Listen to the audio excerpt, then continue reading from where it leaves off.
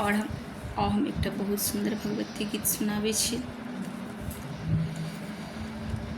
हे माँ दर्शन दिया जोगी भेसे, हे माँ दर्शन दिया जोगी भेसे, सौंसे जे देह माँ के लटकल केसे, सौंसे जे देह माँ के लटकल केसे, हे माँ दर्शन दिया जोगी भेसे, हे माँ दर्शन दिया जोगी भेसे, गंगा निकट सा मटकोरी लायब, गंगा निकट सा मटकोरी लायब, हे माँ पीड़िया बनायब हम जैसे, हे माँ पीड़िया बनायब जोगी भेसे, सौंसे जे देह माँ के घुंघराल केसे, सौंसे जे देह माँ के घुंघराल केसे, हे माँ दर्शन दिया जोगी भेसे, जमुना निकट सा जल भरी लायब, जमुना निकट सा जल भरी लायब, हे माँ पीड़िया निपैब जोगी भेसे, हे माँ पीड़िया निपैब जोगी भेसे, पटवा दोकान सा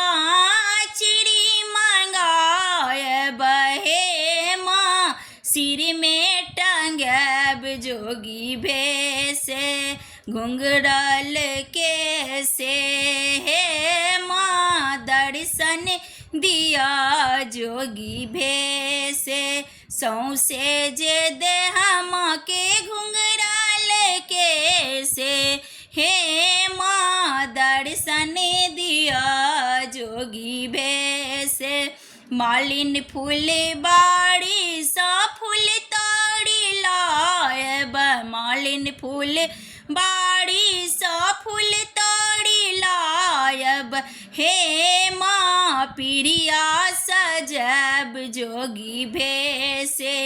हे माँ पीड़िया सजैब जोगी भेसे, सौंसे जे देह माँ के घुंघराल केसे, हे माँ दर्शन दिया जोगी भेसे, हे माँ दर्शन दिया जोगी भेसे, हलवाई दोकान सा मधुरा मंगायब, हलवाई दोकान सा मधुरा मंगायब, हे माँ भोगो लगैब जोगी भेसे, हे माँ भोगो लगैब जोगी भेसे, हाटो बाजारो सा गुगुला मंगायब, हाटो बाजारो सा गुगुला मंगायब, हे माँ धूपो दिखैब जोगी भेसे, हे माँ धूपो दिखैब जोगी भेसे, सौंसे जे देह माँ के घुंघराल केसे, सौंसे जे देह माँ के लटकल केसे, हे माँ दर्शन दिया जोगी भेसे।